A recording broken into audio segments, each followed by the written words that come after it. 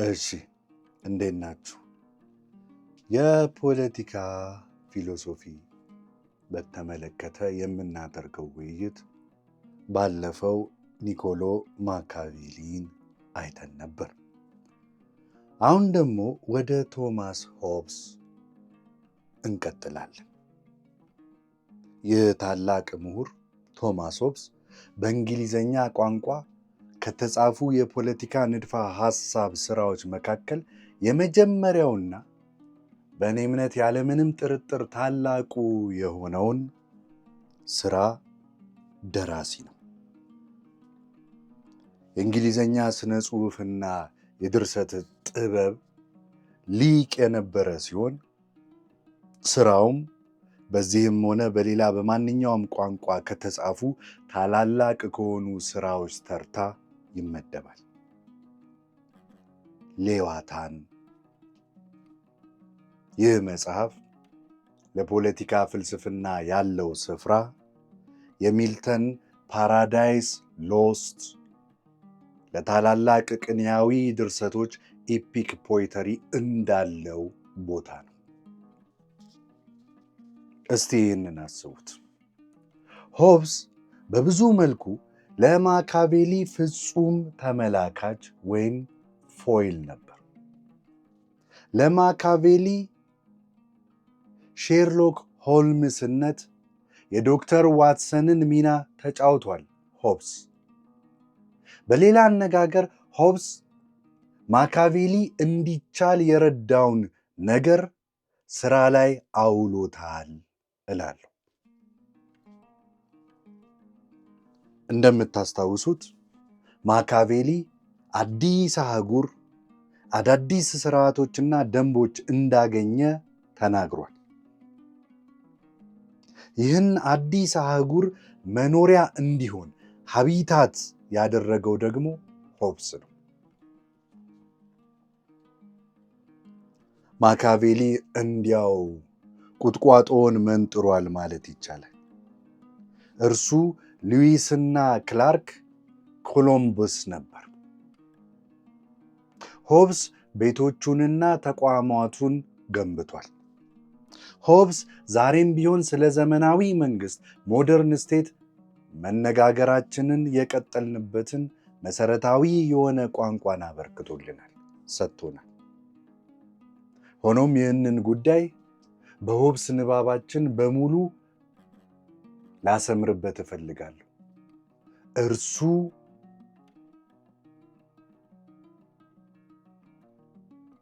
ለተግባባንባቸው ሁሌም አንድ አይነት ፓራዶክስ፣ እርስ በርሱ የሚጋጭ ሐሳብ ሆኖባቸዋል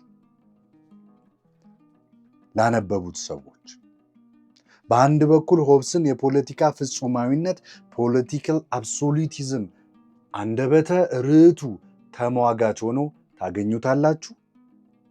የሆብስ የሉዓላዊነት አስተምህሮ ሆብሲያን ዶክትሪን ኦፍ ሶቨርኒቲ ወይም የሆብስ ሉዓላዊ ሶቨርን በተሰጠው ግዛት ውስጥ ፍጹም የስልጣን ብቸኛ ተይዞነት ማለትም ሞኖፖሊ ኦፍ ፓወር እንዲኖረው ይጠይቃል። እንዲያውም በመጽሐፉ ላይ ያለው ዝነኛ የመግቢያ ስዕል ምንም እንኳ በእናንተ ባሉት እትሞች ላይ በደንብ ባይታይም ያን ያህል ጥሩ ቅጂ አይደለምና በ1651 ለመጀመሪያ ጊዜ በታተመው የሌዋታን እትም መጽሐፍ ላይ የነበረው ዝነኛ ስዕል ሉዓላዊው በእጁ ሰይፍ በሌላ እጁ በትር ይዞ ያሳያል።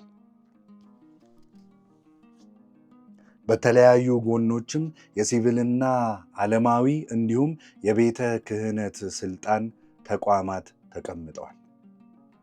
ሉዓላዊው በሲቪልና በሃይማኖታዊ ሕይወት ተቋማት ሁሉም ላይ አጠቃላይ ስልጣንን ይይዛል። በሰላም የሰፈነባት በሚመስል ግዛት ላይ ስልጣኑን ይዞ ይታያል። ከዚህ የማይከፋፈል ሉዓላዊ ስልጣን አስተምህሮ በተጨማሪ ሆብስ ሉዓላዊው በቤተ ክርስቲያናት፣ በዩኒቨርሲቲ ስርዓተ ትምህርቶች እንዲሁም በየትኛውም መጽሐፍትና አስተያየቶች ሊነበቡና ሊሰጡ እንደሚችሉ ላይ ፍጹም ቁጥጥር እንዲኖረው ደግሞ አጥብቆ ይናገራል። ይህም ለፍጹማዊነትና አብሶሉቲዝም ለፍጹም መንግስት ፍጹም ምሳሌ ሞዴል እንዲሆን ያስመስለዋል። ይሁንና የሚከተለውንም አስቡ፣ እንዲህም ማሰብ አለባችሁ። ሆብስ የሰው ልጆች መሰረታዊ እኩልነት እንዳላቸውና በተፈጥሯዊና በማይገፈፉ መብቶች ናቹራል ኤንድ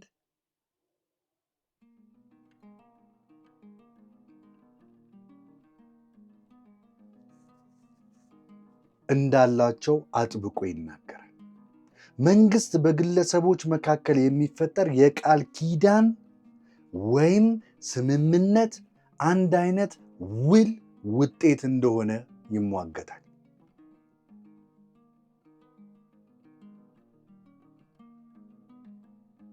ሉዓላዊው ስልጣኑን ያገኘው ከሚገዛቸው ወገኖች ፈቃድ ወይም ኮንሰንት ወይም ስምምነት እንደሆነ እናም በመጨረሻ ሉዓላዊው ስልጣኑን በተሰጠው የሲቪል ሰላምንና ደህንነትን በማስጠበቅ የተመሪዎችን ጥቅም ወይም ኢንተረስት ለማስከበር ብቻም እንደሆነ ይገልጻል። ከዚህ አንጻር ሲታይ ሆብስ ለፍጹማዊነት የቀረበውን ሊብራላዊ ተቃውሞ ሊብራል ኦፖዚሽን ቱ አብሶሉቲዝም ቋንቋ እንዲመሰረት የረዳ ይመስላል። ይህ ፓራዶክስ በራሱ በሆብስ ዘመንም ቢሆን ተስተውሎ ነበር። የንጉሳዊው አገዛዝ ሮያሊዝም እና የንጉሳዊው ስልጣን ደጋፊ ነበር ወይንስ የንጉሳዊው አገዛዝ ተቃዋሚ? በብዙ መልኩ ሆብስ ከዘመኑ ውጤት ወይም የዘመኑ ውጤት እንደነበር እርግጥ ነው። ሌላ ምን ሊሆን ይችላል ነው ጥያቄው። ነገር ግን ሆብስ የኖረው ዛሬ እንደምናውቀው የዘመናዊ የአውሮፓ መንግስት ስርዓት ገና ብቅ ማለት በጀመረበት ወቅት ነበር። ሌዋታን በ1651 ከመታተሙ ከ3 ዓመታት በፊት በፕሮቴስታንት ተሐድሶ ፕሮቴስታንት ሪፎርሜሽን የተቀሰቀሰውና ከ100 ዓመት በላይ የዘለቀው የሃይማኖት ጦርነት ያቆመው ዝነኛው የዌስትፋሊያ ውል ትሪቲ ኦፍ ዌስትፋሊያ ተፈርሞ ነበር። የዌስትፋሊያ ውል የ30 ዓመት ጦርነት በይፋ ከማብቃቱም በላይ በሆብስ ኃይለኛ አገላለጽ ያገኙ 2 ወሳኝ ገጽታዎችን አስድቋል። በመጀመሪያ ውል እያንዳንዱ ሉዓላዊ መንግስት ከእንግዲህ ከፍተኛው የስልጣን እርከን እንደሚሆን አወጀ። ይህም የቅድስት ሮማን ግዛት ሁለንተናዊ የይገባኛል ጥያቄዎችን ለአንዴና ለመጨረሻ ጊዜ ያቆመ ነበር። እያንዳንዱ መንግስት ሉዓላዊና የራሱ ስልጣን ያለው እንዲሆን ተወሰነ። በሁለተኛ ደረጃ የእያንዳንዱ መንግስት መሪ የመንግስቱን ሃይማኖት የመወሰን መብት እንደሚኖረው ተደነገገ። ይህም እንደገና የአንዲት ሁለንተናዊ ቤተ ክርስቲያን የይገባኛል ጥያቄዎችን አቆመ። የዌስትፋሊያ ውል በተግባር ያዋለው ይህንኑ ነበር። ሆብስም ከሌሎች ነገሮች በተጨማሪ በመጽሐፉ ንድፈ ሐሳብ ደረጃ ለመግለጽ የሞከረው ይህንኑ የሉዓላዊውን ራስን በራስ የማስተዳደር ብቃት አውቶኖሚን፣ ስልጣን እንዲሁም ሉዓላዊው ምን አይነት የሃይማኖት አስተምህሮ ወይም በሰፊው ደግሞ ምን አይነት አስተያየቶችን በማህበረሰቡ ወይም በመንግስቱ ውስጥ ሊሰጡና ሊያዙ እንደሚገባ የመወሰን ስልጣኑን ማለት ነው።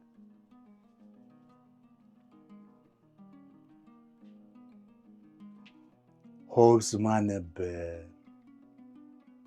የሚለውን ጥያቄ ለመመለስ ጥቂት እንበል እዚህ ጋር።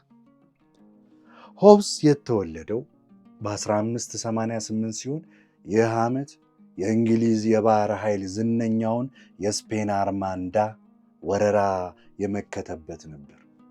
ያደገው የኤልዛቤት ዘመን ኤልዛቤቲያን ኢራ በመገባደጃው ዓመት ሲሆን የሼክስፒር ዝነኛ ተውኔቶች ለመጀመሪያ ጊዜ ሲታዩ ገና ልጅ ነበር።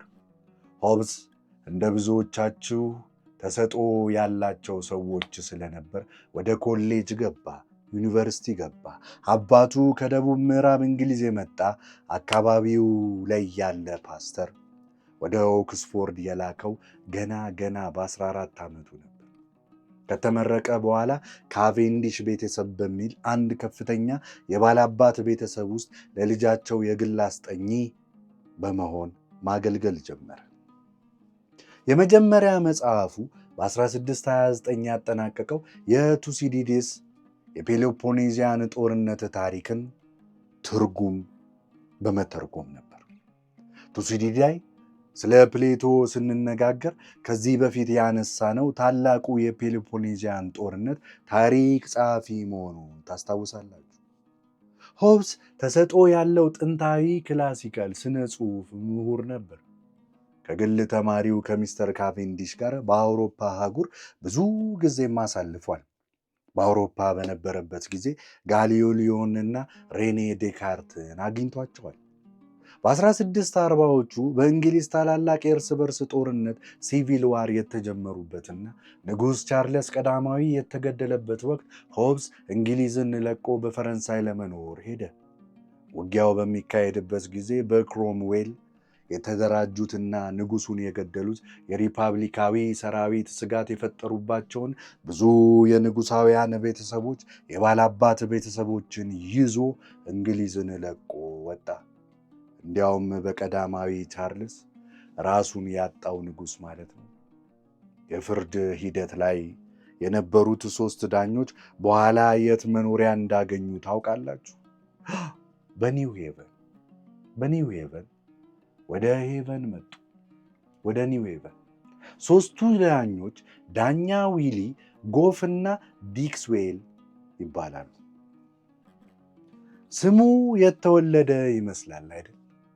አዎ፣ ኒው ሄቨን በከፊል የተመሰረተው የንጉሳዊው አገዛዝን የእንግሊዝን ንጉስ በሚቃወሙ የሪፐብሊካን ተቃዋሚ አባላት ነበር።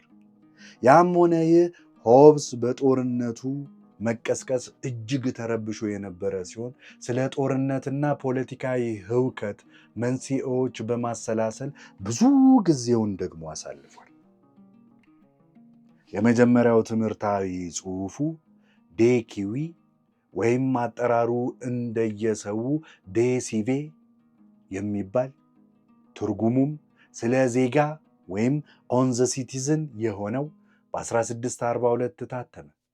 ይህ ሥራ ከ10 ዓመት ገደማ በኋላ በ1651 ለታተመው ሌዋታን እንደ ረቂቅ ሆኖ ቅጂ ሆኖ አገለገለ። ሆብስ በመጽሐፉ በታተመበት በዚያ ዘመን ወደ እንግሊዝ ተመለሰ። የቀረውን ረጅም ዕድሜውን በአብዛኛው በሳይንሳዊና ፖለቲካዊ ችግሮች ላይ በመስራት አሳለፈ። ሌዋታን የተጻፈው በ60ዎቹ ዕድሜው ውስጥ ሆኖ ነው። ሲታተም 63 ዓመቱ ነበር። የቀረውን ረጅም ዕድሜውን በሳይንሳዊና ፖለቲካዊ ጉዳዮች ላይ በመስራት አሳለፈ።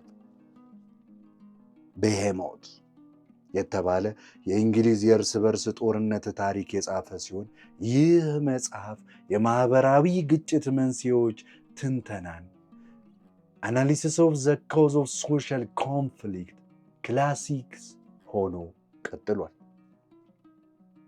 ይህ ሁሉ አልበቃ ብሎት በሕይወቱ መገባደጃ ላይ ወደ ጥንታዊ ወይም ክላሲካል ትምህርቶች ተመልሶ የሆሜርን ኦሊያድ እና ኦዲሴ በሙሉ ተረጎመ።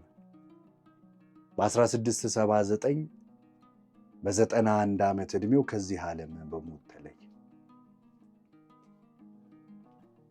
ከተለያዩ የሆብስ የቁም ስዕሎችና ገለጻዎች እርሱ መልካም ስብዕናና ተወዳጅነት የነበረው ሰው እንደነበር መረዳት እንችላለን።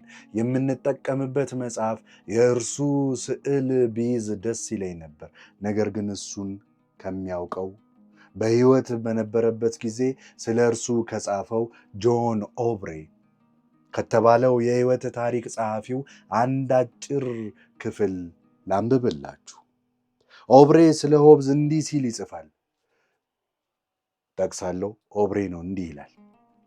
ጥሩ ዓይን ነበረው፣ ቡናማ ቀለም ያለው፣ እስከ መጨረሻው ደቂቃ ድረስ በሕይወትና በመንፈስ የተሞላ ነበር።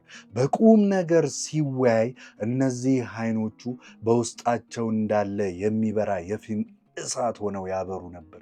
ሁለት አይነት ገጽታዎችም ነበሩት። ሲስቅ ቀልደኛ ሲሆንና በደስታ ስሜት ውስጥ ሲሆን ዓይኖቹን ማየት ያስቸግር ነበር። ወዲያውኑ ደግሞ ቁም ነገረኛና ጽኑ ሐሳብ ሲይዝ ዓይኖቹን ገልጦ ያፈጥ ነበር። 6 ጫማ ከጥቂት ትርፍ ይረዝም ነበር። ስለዚህ በ17ኛው መቶ ክፍለ ዘመን በጣም ረጅም ነበር። ረጅም ዕድሜውንም ስናስብ ብዙ አንብቧል። ነገር ግን አስተንትኖቱ ከንባቡ እጅግ ይበልጥ ነበር። እንደ ሌሎች ሰዎች አብዝቼ ባነብ ኖሮ እኔም እንደነሱ ከማወቅ አላልፍም ነበር ይል ነበር። ልድገምላችሁ። እኔም እንደ ሌሎች ሰዎች አብዝቼ ባነብ ኖሮ እኔም እንደነሱ ከማወቅ አላልፍም ነበር። ስለዚህ የእርሱ ነጥብ ብዙ አንብቧል። ነገር ግን በጣም አስፈላጊው ነገር አስተሳሰቡ ነበር። እንደ ሌሎቹ አብዝቶ ቢያነብ ኖሮ እንደነሱ ትንሽዬ ያውቅ ነበር። ይህ የሆብዝን መንፈስ ቀልዱን በዚህ መጽሐፍ በእያንዳንዱ ገጽ ላይ የሚታየውን ዘለግ ያለ ምጸታዊ ቀልዱን ጥቂት ፍንጭን ይሰጣችኋል። ነገር ግን ጥንቁቅ አንባቢ መሆን አለባችሁ። ጥንቁቅ አንባቢ። እንደምትገምቱት ሆብዝ በሕይወት ዘመኑ እጅግ አወዛጋቢ ኮንትሮቨርሻል ነበር። ሌዋታን የተባለውን መጽሐፉን ባነበበው እያንዳንዱ ሰው ማለት ይቻላል በብርቱ ተወግዟል። ለቤተ ክርስቲያን ሰዎች እርሱ ፈጣሪ የለሽ አምላክ የለሽ ኤቴስት ነበር። ለሪፐብሊካኖች በንጉሳዊ አገዛዝ ሞናርኪዝም የተበከለ ነበር። ለነገስታቱ ደጋፊዎች ደግሞ ሞናርቺሲስት ደግሞ አደገኛ ተጠራጣሪ፣ ስኬፕቲክ እና ነፃ አስተሳሰብ ያለው ፍሪ ቲንከር ነበር።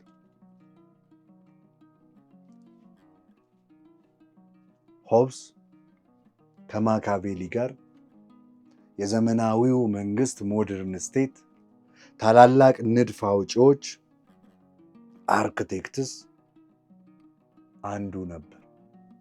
በተወሰነ ደረጃም ከማካቬሊ ይልቅ የዘመናዊነት መገለጫ ካራክተሪስቲካሊ ሞደርን ሆኖ ይታያል። እስቲ የሚከተሉትን ጥቂት ነጥቦች እንመልከት።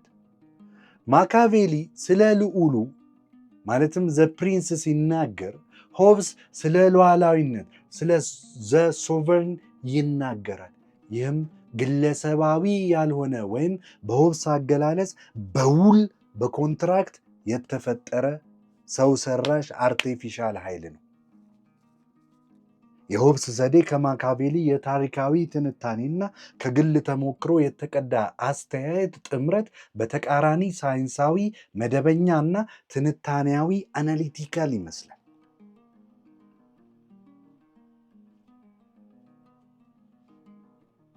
ማካቬሊ ብዙውን ጊዜ እንደ ስኪፒዮ እና ሃኒባል ያሉ ሰዎችን አስደናቂ ጭካኔ ሲጠቅስ፣ ሆብዝ ግን ይበልጥ ተራ የሆነውን የኃይል ፖለቲካ ቋንቋን ይጠቀማል። በዚህም ግቡ ክብርና ዝና ግሎሪ ኤንድ ሆነር ሳይሆን ራስን ከጥፋት መጠበቅ ሰልፍ ፕሪዘርቬሽን ነው።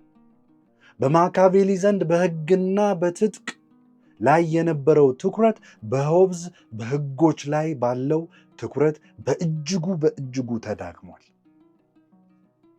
በሌላ አነጋገር ሆብዝ ለዘመናዊው መንግስት ይበልጥ ትክክለኛ ሕጋዊና ተቋማዊ ማዕቀፍ ፍሬምወርክ በማቅረብ ማካቬሊ ያደረገውን ነገር ተቀባይነት እንዲኖረውና እንዲዋጥ ፓሌተብል እንዲሆን ለማድረግ ሞክሯል። እንግዲያውስ ሆብስ ሊያከናውን የሞከረው ነገር ምን እንደነበር ጥቂት እናስብ። ሆብስ እንደ ማካቬሊ አዲስ ሐሳብ አመንጪ ኢኖቬተር ነበር። ስለ ፈጠራውን በራሱ ንቁ፣ ሰልፍ ኮንሽስሊ አዌር ነበር። ልክ በልዑሉ ምዕራፍ 15 ላይ ስለ ነገሮች ከሚታሰበው ምናብ ኢማጂኒንግ በተቃራኒ ተጨባጩን የነገሮች እውነት ኢፌክቹዋል ትሩዝ ለመመርመር የመጀመሪያው እንደሚሆን እንደተናገረው ማካቬሊ ሆብስም ሲቪል ሳይንስ የፖለቲካ ሳይንስ የሚጠራበት ስም ሲቪል ሳይንስ ይሏል። ከእኔ መጽሐፍ ዴኪዌ የሚበልጥ ዕድሜ የለውም ሲል ጽፏል። ሲቪል ሳይንስ ዘመናዊ የፖለቲካ ሳይንስ የጀመረው በ1642 በጻፈው በዚህ መጽሐፍ ነው ይላል። እንደ አዲስነቱ ወይም ኖቪሊቲ የቆጠረው ምኑን ነበር ብለን ስንጠይቅ በሆብስ ፖለቲካ ሳይንስ ውስጥ አዲሱ ወይም አብዮታዊ ሪቮሉሽነሪ የነበረው ነገር ምንድን ነው የሚል ተከታይ ጥያቄን ያስነሳል። ሆብስ በብዙ መልኩ ራሱን ያየው የሳይንሳዊ አብዮት ሳይንቲፊክ ሪቮሉሽን ቀደምት መስራቾችን አብነት በመከተል የፖለቲካ ሳይንስን በመመስረት ነበር። ጋሊሊዮን፣ ዊሊያም ሃርቬን፣ ሬኔ ዴካርትንና በተፈጥሮ ሳይንስ የአርስቶትልን አስተሳሰብ ምሳሌን የገለበጡ ሌሎች ጥቂት ሰዎችን ቀደም ብዬ ጠቅሻለሁ። ልክ እንደነዚህ ሌሎች አብዮተኞች ሆብስም በሲቪል ሳይንስ በፖለቲካዊና በስነ ምግባራዊ ሳይንስ የአርስቶትልን ስልጣን ተቀባይነት ለመናድ ተነሳ። ሆብስ ራሱን እንደ ታላቁ የአርስቶትል ተቃዋሚ አንቲ አርስቶቴሊያን አድርጎ ራሱን በራሱ አቆመ። በሌዋታን ውስጥ ካሉ ምዕራፎች እኔ ከምወደው ርዕስ አንዱን ከከንቱ ፍልስፍናና ከተረት ትውፊት ስለሚመጣ ጨለማ ከሚለው ምዕራፍ 46 የተወሰደውን የሚከተለውን ጥቅስ ላንብብላችሁ። እንዲህ ይላል ሆብስ ምዕራፍ 46 ላይ የጥንት ፈላስፎች ያልተናገሩት እጅግ ከንቱ ነገር የለም። እኔም እንደማምነው አሁን የአርስቶትል ሜታፊዚክስ ከሚባለው የበለጠ በተፈጥሮ ፍልስፍና ውስጥ በከንቱነት የተነገረ ነገርም የለም። እርሱ በፖለቲካ ውስጥ የተናገረው ብዙ ነገር የበለጠ ለአስተዳደር የሚቃረን ነገርም የለም። ከስነ ምግባር ኤቲክስ ትልቅ ክፍል የበለጠ በድንቁርና የተነገረ ነገር የለም ይላል ሆብስ።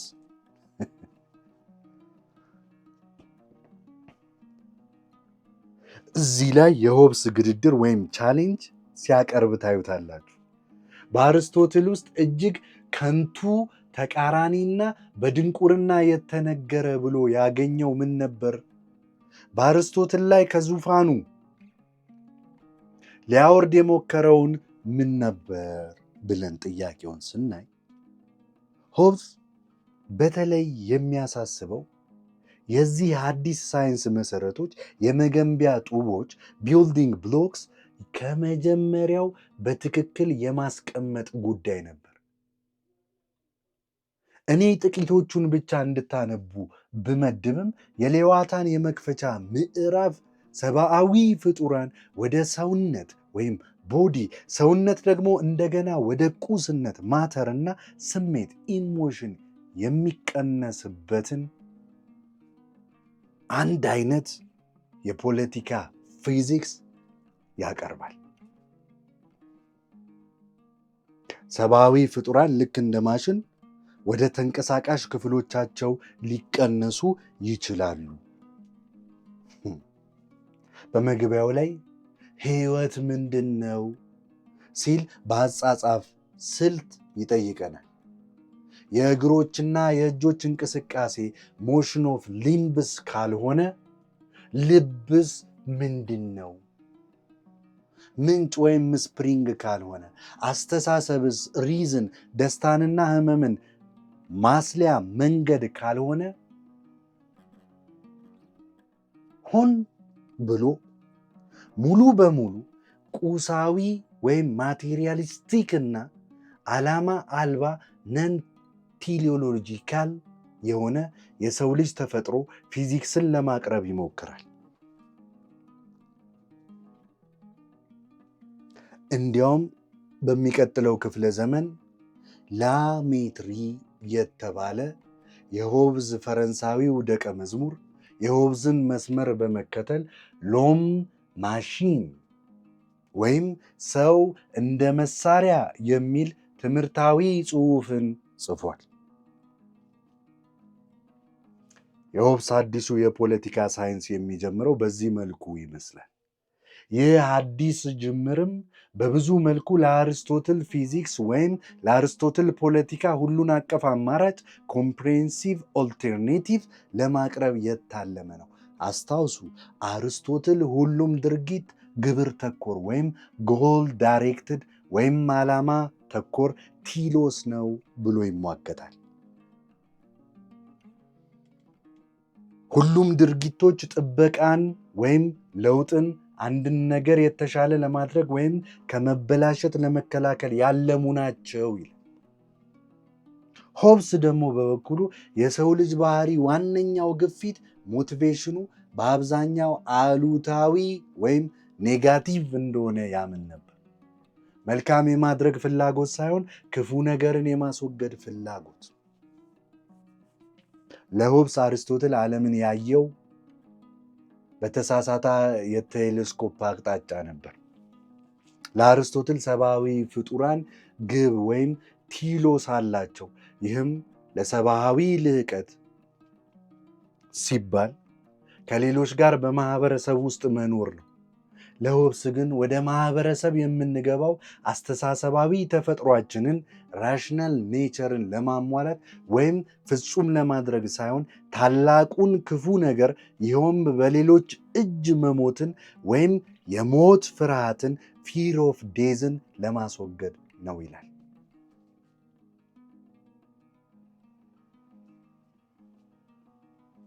ፖለቲካ ለእርሱ የተሻለንና የከፋን ነገር በብልሃት የመወሰን ጉዳይ ከመሆን ይልቅ ሕይወትን ወይም ሞትን የመምረጥ ያህል ህልውናዊ ወይም ኤግዚስተንሻል ውሳኔ ነው።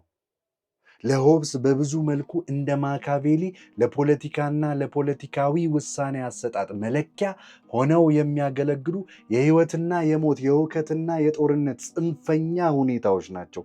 ይህ ለአርስቶትል የቀረበ መሰረታዊ አማራጭ ወይም ግድድር ነው። ከዚህም በላይ ሆብስ የአርስቶትልን የፖለቲካና የሰው ተፈጥሮ ንድፈ ሐሳብ አነሳሽ ሞቲቬሽናል የሆነውንና ስነ ልቦናዊ መሰረቶችን መተቸት ብቻም ሳይሆን በዘመኑ ለነበረው አብዛኛው የሲቪል ግጭት ሲቪል ኮንፍሊክት የአርስቶትልን ተጽዕኖ ተጠያቂ ያደርገዋል።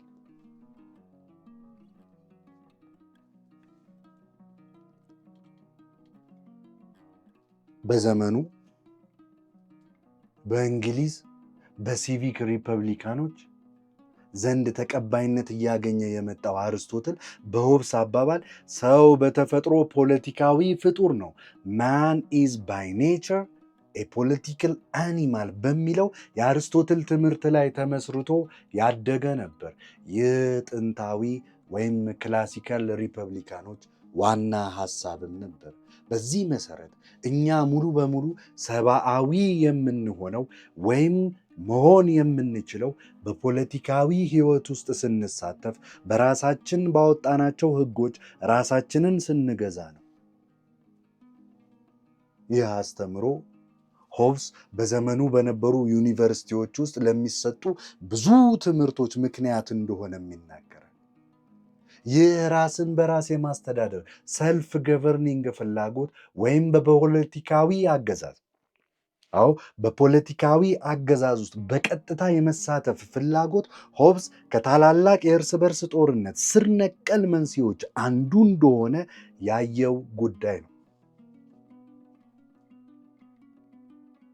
ለአርስቶትልና በዘመኑ ለነበሩ ክላሲካል ሪፐብሊካኖች የተሰጠው መልስ ኢንዳይሬክት አስተዳደር ልንለው የምንችለው ወይም ለእኛ ይበልጥ የተለመደው የውክልና አስተዳደር ወይም ሪፕሬዘንታቲቭ ገቨርንመንት የሚለው ዝነኛ የሆነ አስተምህሮ ነው።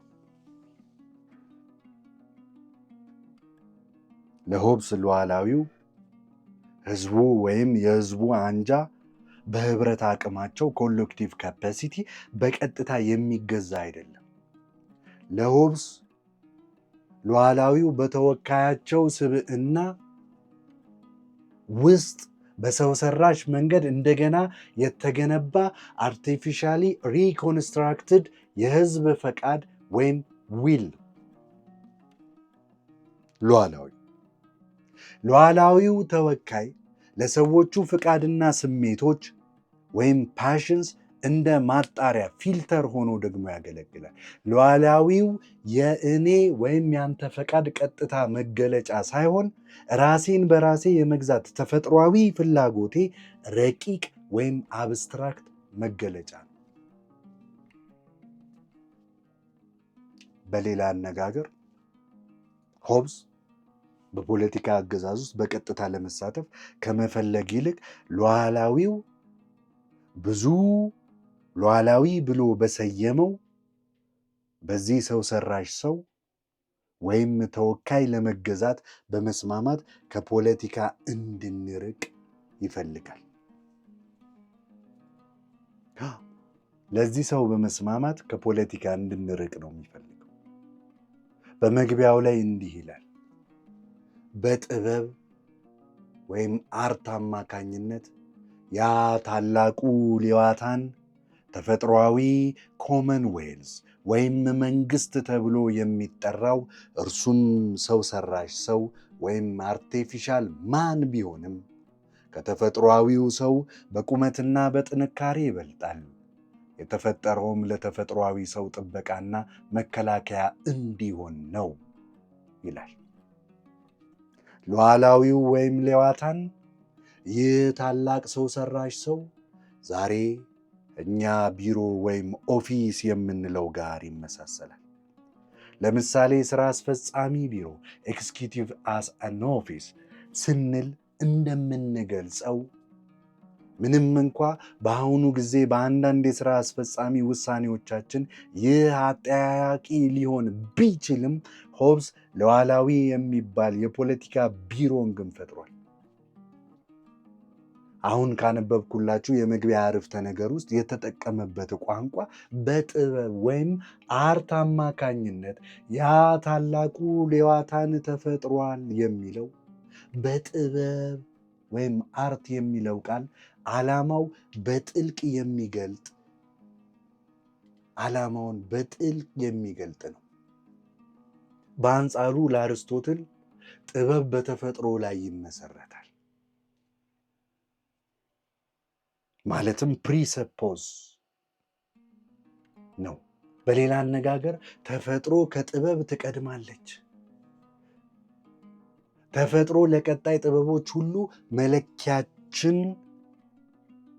መለኪያዎችን፣ ቁሳቁሶችን፣ ሞዴሎችን ታቀርባለች። ከተማዋ በተፈጥሮ ሰው ተፈጥሮ መለኪያውን ታቀርባለች። ተፈጥሮ ከጥበብና ከሰው ልጅ ጥበባዊ አሰራር ሂውማን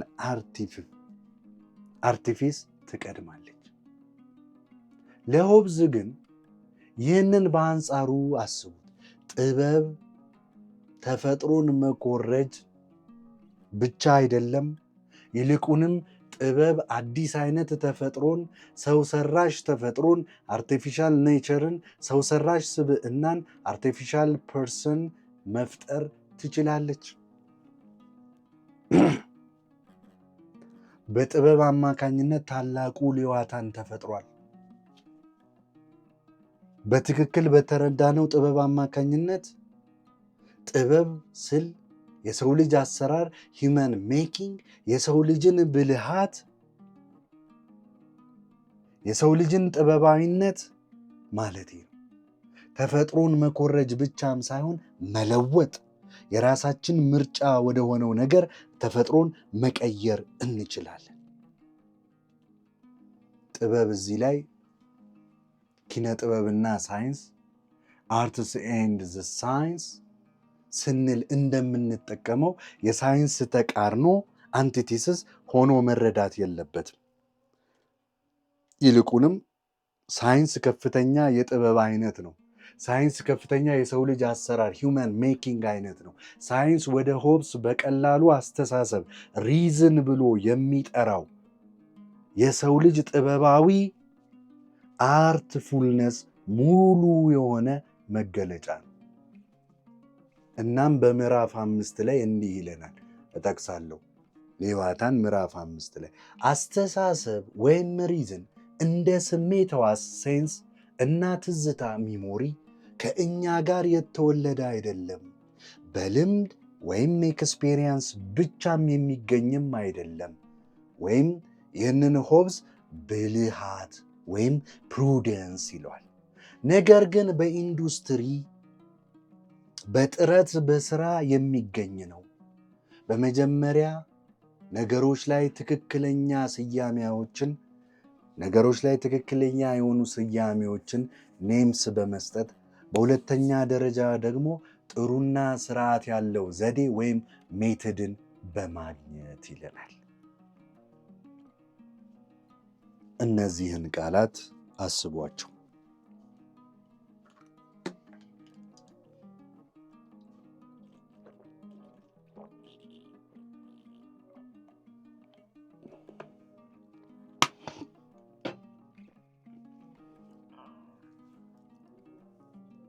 አስተሳሰብና ይህን ቃል እንደ ሳይንስ ወይም ጥበብ ካሉ ሌሎች ቃላት ጋር በተመሳሳይ ትርጉም ይጠቀመዋል። ከእኛ ጋር የተወለደ አይደለም፣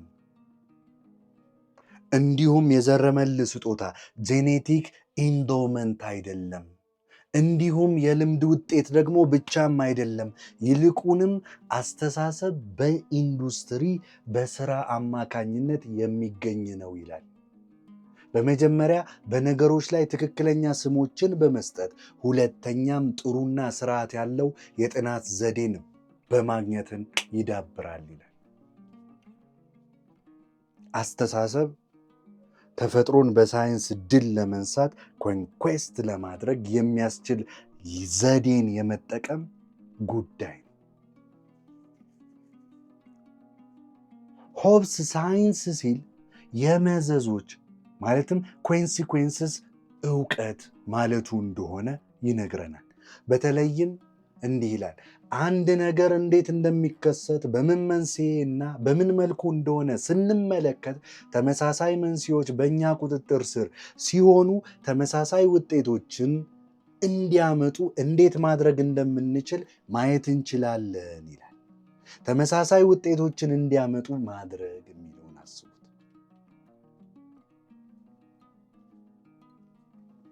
አስተሳሰብ፣ ሳይንስ፣ ጥበብና የመሳሰሉት ይህ ተፈጥሮን የመለወጥ ትራንስፎርም የማድረግ ችሎታ ነው።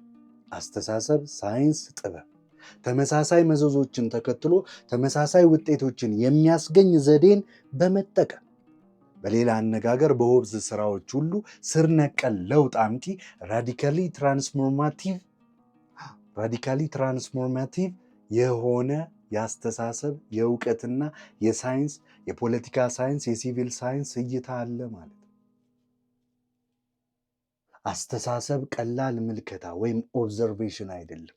ይልቁንም ስለ መስራት ወይም ሜኪንግ፣ ስለ ማምረት ፕሮዳክሽን፣ ወይም እሱ እንደሚለው ተመሳሳይ መዘዞች የሚፈልገውን ውጤት እንዲያመጡ ማድረግ መቻል ነው።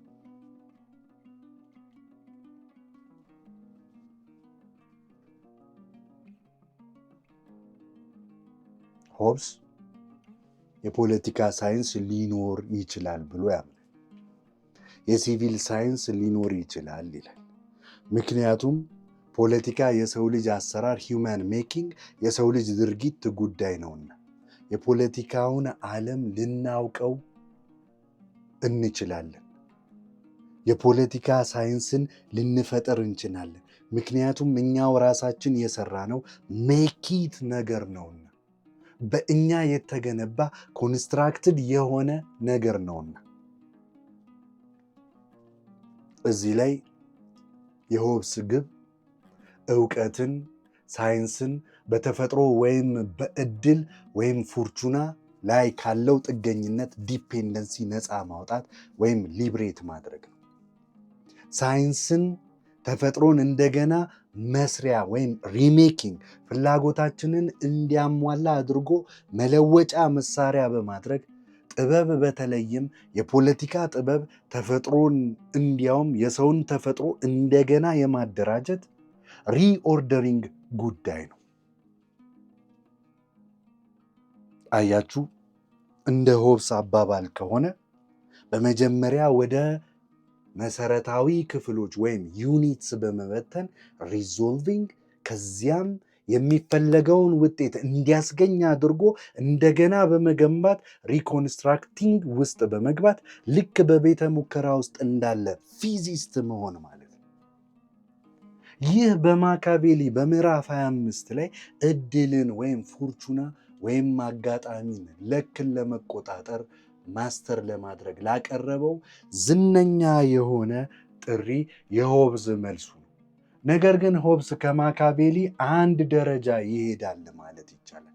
ማካቬሊ በዚያ ዝነኛ ምዕራፍ 25 ላይ ሉሉ እድለኛ ከሆነ እድልን ማለትም ፎርቹናን የሚቆጣጠረው ለግማሽ ያሉ 50% ጊዜ ብቻ እንደሆነ ይናገራል። የቀረው የሰው ልጅ ድርጊት፣ የቀረው የመንግስት አስተዳደር ጥበብ ስቴት ክራፍት በእርግጥም ለእድል፣ ለአጋጣሚ ኮንቲጀንሲ፣ ለሁኔታዎች የተተወ ነው።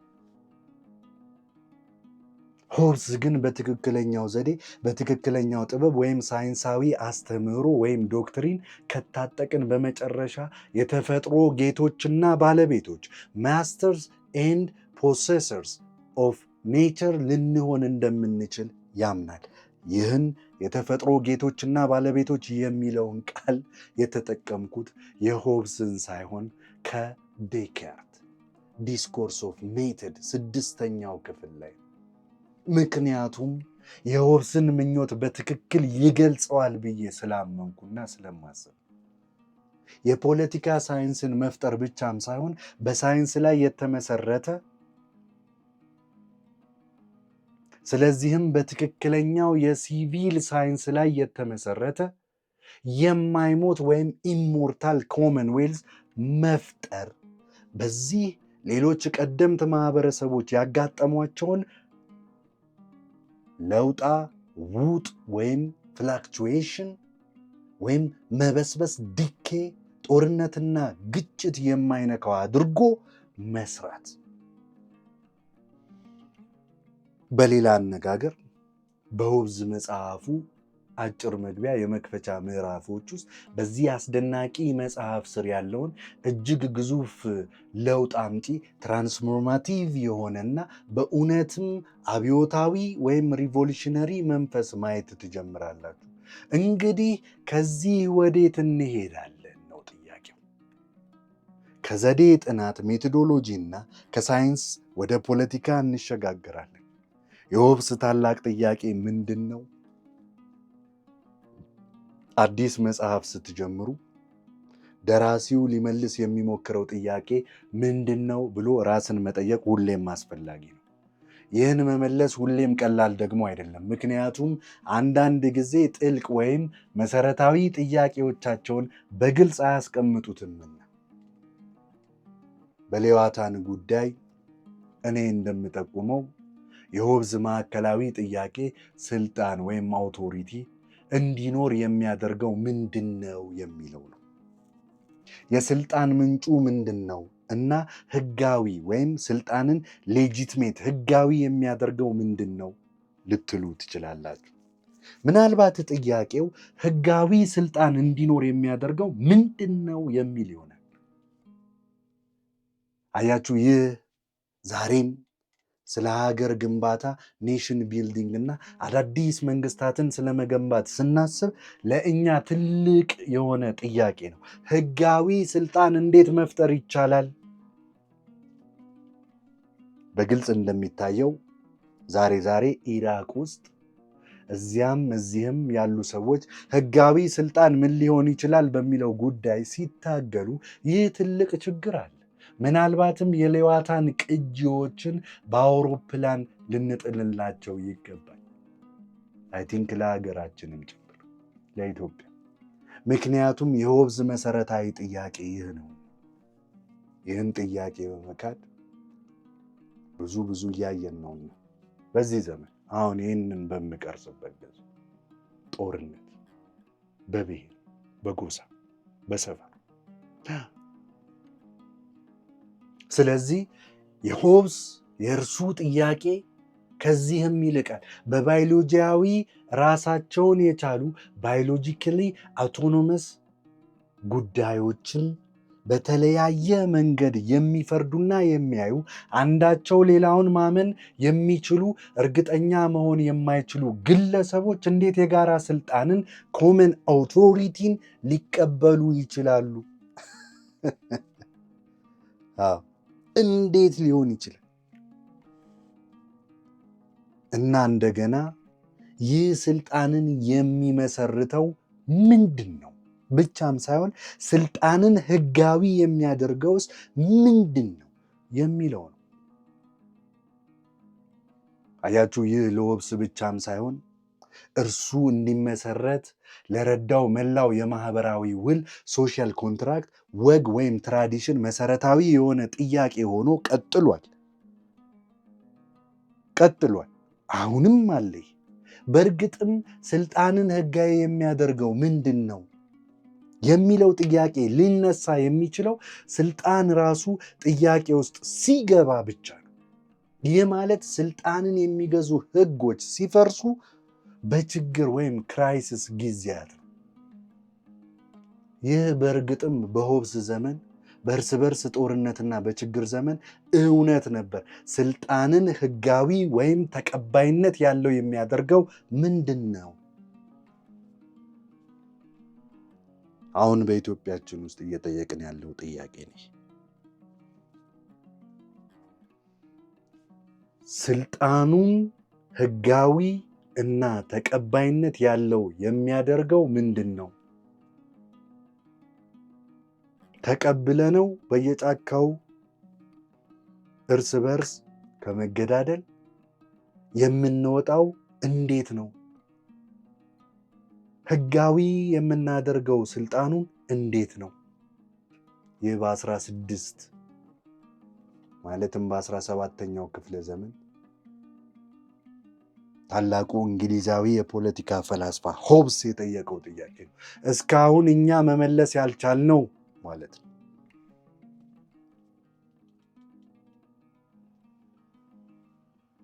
ይህንን ጥያቄ ለመመለስ ሆብዝ አንድ ታሪክ ይነግረናል። የተፈጥሮ ሁኔታ ይለዋል። ስቴት ኦፍ ኔቸር ብሎ ስለሚጠራው ነገር ታሪክ ይነግረናል።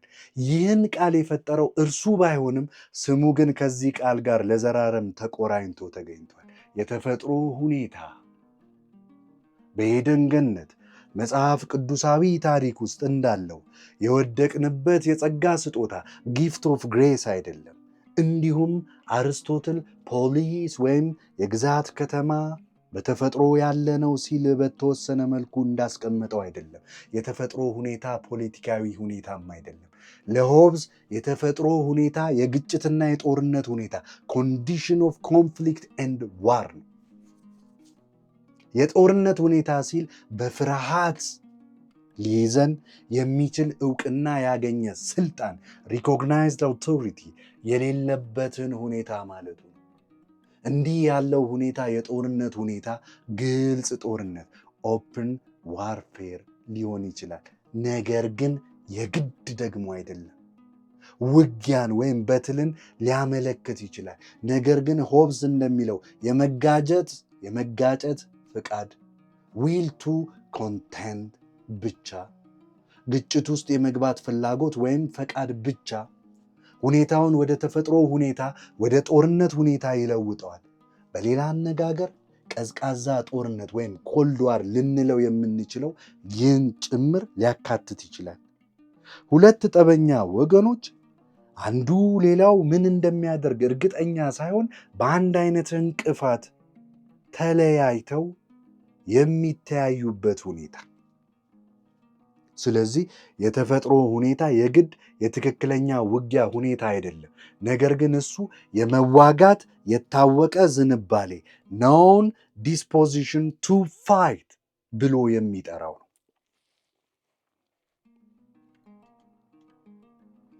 ለመዋጋት ፈቃደኛ እንደሆንክ ከታወቀ ወይም ከታመነ በጦርነት ሁኔታ ውስጥ ነህ ማለት ነው። ልድገምልህ። ለመዋጋት ፈቃደኛ እንደሆንክ ከታወቀ ወይም ከታመነ በጦርነት ሁኔታ ውስጥ ነህ ማለት ነው። ይህ ለሆብስ ከፍተኛ የደህንነት እጦት ማክሲመም ኢንሴኪዩሪቲ፣ በንግግሩ ላይ ሴኪዩሪቲ ቢልም አውዱ ኢንሴኪዩሪቲ መሆኑን ያሳያል። ሁኔታ ነው። በእርሱ ዝነኛ አገላለጽ ሕይወት ብቸኛ፣ ድሃ፣ አስቀያሚ፣ ጨካኝ፣ አጭር፣ ሶሊተሪ፣ ፑር፣ ናስቲ፣ ብሩቲሽ እና ሾርት የሆነበት ማለት ነው። ምናልባትም እንደ ዕድል ሆኖ አጭር ፎርቹኔትሊ ሾርት ማለት ነበረበት። ይህ ሆብስ ለሰው ልጅ ተፈጥሮ መሰረታዊ ነገር አድርጎ የሚወስደው ተፈጥሯዊ ሁኔታ፣ የተፈጥሮ ሁኔታ የጦርነት ሁኔታ ነው። የጦርነት ሁኔታ በተፈጥሮ ያለንበት ሁኔታ ነው የሚለው የእርሱ ከሌሎች ነገሮች በተጨማሪ የተፈጥሮ በሰላም በስምምነት በጓደኝነትና ወይም በህብረት ሶሊዳሪቲ አያስተሳስረንም ማለቱ ነው። የተፈጥሮ መለኪያ ወይም ኖርም ከሆነች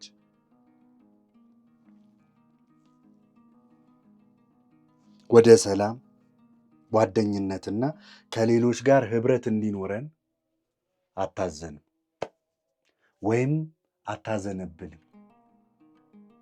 ሰላምን ሊያመጣ የሚችለው የሰው ልጅ ጥበብ ወይም አርት ወይም ሳይንስ፣ የሰው ልጅ ብልሃት ብቻ ነው። የሰው ልጅ ብልሃት ብቻ ነው ሰላምን ሊያመጣ የሚችለው። በሌላ አነጋገር ለሆብስ ግጭትና ጦርነት ቀዳሚ ወይም ፕራይመሪ ናቸው። ሰላም ተከታታይ ሁለተኛ ዲሪቬቲቭ ነው።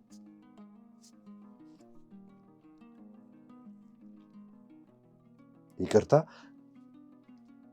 በሌላ አነጋገር ለሆብስ ግጭትና ጦርነት ቀዳሚ ወይም ፕራይመሪ ናቸው። ሰላም ተከታይ ወይም ሁለተኛ ዲሪቬቲቭ ነው።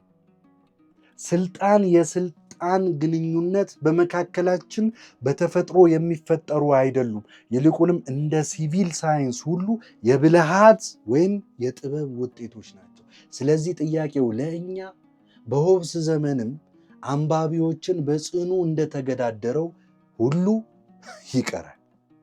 የሆብስን ታሪክ እኔ ታሪክ እያልኩ የምጠራውን የተፈጥሮ ሁኔታ የጦርነት ሁኔታ ነው የሚለው ታሪኩን አሳማኝ ወይም እምነት የሚጣልበት ብሊቬብል የሚያደርገው ምንድን ነው ጥያቄው። በተፈጥሮ ያለንበት ሁኔታ ነው ለሚለው ገለጻው ለምንድን ነው የሆብስን ታሪክ ማመን ያለብን ነው ጥያቄው። ለምንስ ሌላ ታሪክን አናምንም? ስለ ሆብስ የምንነጋገረውን የመጀመሪያ ውይይታችንን ከመዝጋቴ በፊት ስለዚህ ጉዳይ አንድ ቃልን መናገር እፈልጋለሁ። ሆብስን ስናነብ ከአንድ እይታ አንጻር የእርሱ የተፈጥሮ ሁኔታ ገለጻ በሌዋታን የመክፈቻ ምዕራፎች ላይ ካስቀመጠው እንቅስቃሴና የእረፍት ፊዚክስ ማለት ፊዚክስ ኦፍ ሞሽን ኤንድ ሬስት የመነጨ ይመስላል። ስራውን የሚጀምረው እንደምታስታውሱት የሰው ልጅ ተፈጥሮን፣ የሰው ልጅን ስነ ልቦና ሳይኮሎጂን፣ የስሜት ሕዋሳትን የልምድ ሴንስ ኤንድ ኤክስፒሪየንስ ውጤት አድርጎ በመግለጽ ነው። እኛ በእንቅስቃሴ ላይ ያሉ አካላት ቦዲስ ኢን ሞሽን ነን። የመስህብ ወይም አትራክሽን እና የመግፋት ሪፐልሽን ፊዚክስ ሕግን ከመታዘዝ ውጭ ሌላ አማራጭ የለንም። እኛ በቋሚ እንቅስቃሴ ላይ ያሉ አካላት ነን። በሌላ አነጋገር የሰው ልጅ ባህሪ እንደ ቢሊያርድ ኳሶች ጂኦሜትሪካዊ ወይም መንስኤ ተኮር ሂደቶችን የመንስኤና ውጤት ሂደቶችን እንደሚታዘዝ ሊቆጠር የሚችል ቁሳዊ ወይም ማቴሪያሊስቲክ ስነ ልቦና ያለው ይመስላል። የተፈጥሮ ሁኔታ በእርሱ ዘንድ በአንዳንድ መልኩ እንደ ትክክለኛ ታሪካዊ ሂስቶሪካል ሁኔታ አይታይም። ምንም እንኳ አልፎ አልፎ በተፈጥሮ ሁኔታ ላይ ያለውን አመለካከት ለመደገፍ ስነሰብ ወይም አንትሮፖሎጂካል ማስረጃ ልንላቸው በምንችላቸው ነገሮች ቢጠቀስም ማለት ነው። ይልቁንም የተፈጥሮ ሁኔታ ለእርሱ በሙከራ ሳይንስ ማለትም ኤክስፔሪሜንታል ሳይንስ አኳኋን አንድ አይነት የሐሳብ ሙከራ ወይም ቶት ኤክስፐሪመንት ነው። የቤተሰብ የግዛት እስቴት የመንግስታዊ ኪንግደምስ አባላት የሆኑ ሰብአዊ ፍጡራንን ወስዶ እነዚህን ማህበራዊ ግንኙነቶች ወደ መሰረታዊ ክፍሎቻቸው ማለትም ፋንዳሜንታል ዩኒት ይኸውም ወደ ረቂቅ አብስትራክት ግለሰቦች መበተን ወይም ዲዞልቪንግ ማድረግ ከዚያም እንደ ኬሚስት ወይም ፊዚስት እነዚህ መሰረታዊ ክፍሎችን በመላምንት ሃይፖቴቲካሊ እንዴት እርስ በእርስ እንደሚገናኙ ኢንተራክት እንደሚያደርጉ ማሰብን ጭምር ያካትታል። ልክ እንደ ኬሚካል ንጥረ ነገሮች ኬሚካል ሰብስታንስስ ባህሪያት ማለት ነው። ይህ ሆብስ ስለ ተፈጥሮ ሁኔታ እንድናስብ የሚፈልግበት አንድ መንገድ ወይም ከሳይንሳዊ ሙከራ ጋር የሚመሳሰል አድርጎ የሚያቀርብበት መንገድ ነው። ሆብስ ከሌሎች ጋር በማህበራዊ ፖለቲካ ሳይንስ ውስጥ የሙከራ ዘዴ ወይም ኤክስፔሪሜንታል ሜትድ የምንለው ታላቅ የሆነ መስራች ነው። ለዚህ ምናልባት አንድ ምክንያት ይኖራል። በዚህ ነጥብ ላይ አበቃለሁ። ሆብስ ወጣት በነበረበት ጊዜ ለአጭር ጊዜ ፍራንሲስ ቤከን ለተባለ ሌላ ታዋቂ እንግሊዛዊ የግል ጸሐፊ ወይም ፕራይቬት ሴክሬተሪ ሆኖ ሰርቷል፣ አገልግሏል። ቤከን የሙከራ ዘዴ ወይም ኤክስፐሪሜንታል ሜትድ የሙከራና የስህተት ትራያል ኤንድ ኤረር ዘዴ ታላቅ የሆነ መስራች እንደሆነም ይታሰባል። ሆብስ በብዙ መልኩ በቤከን የልምድና የሙከራ ፍልስፍና ተጽዕኖ እንደተደረገበት መገመትም ይቻላል። ሆብስ በተወሰነ መልኩ የቤከንን ዘዴ ወስዶ በፖለቲካ ላይ ተግባራዊ እንዲሆን አድርጎታል። የሰው ልጆችን ተፈጥሯዊ ሁኔታ በተፈጥሮ ምን እንደሆንን በማግለል አብስትራክሽን ሂደት በታሪክ በልማድ ወይም ከስተም ያካበትናቸውን ግንኙነቶች ባህሪያት በሙሉ እንደ ሽንኩርት ልጣጭ ገፎ በማራገፍና በሙከራ የሙከራ ቱቦ ወይም ቴስት ቲዩብ ወይም በማይክሮስኮፕ ስር እንዳስቀመጠን አድርጎ በእነዚያ ሁኔታዎች ውስጥ እርስ በርሳችን እንዴት ምላሽ እንደምንሰጥና ምን አይነት ባህሪ እንደምናሳይ ለማሰብ ሞክሯል። የመጀመሪያውን ክፍል ውይይታችንን እዚህ ላይ ላቁ።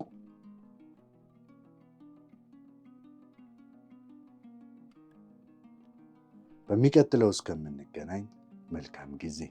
ቻናላችንን ሰብስክራይብ፣ ላይክ፣ ኮሜንት፣ ሼር ያድርጉ። ከቻሉ አባል በመሆን ይቀላቀሉ። እናመሰግናለን። እንቀጥላለን። ደስ የሚል ጊዜ እመኝላችኋለሁ። ቻው።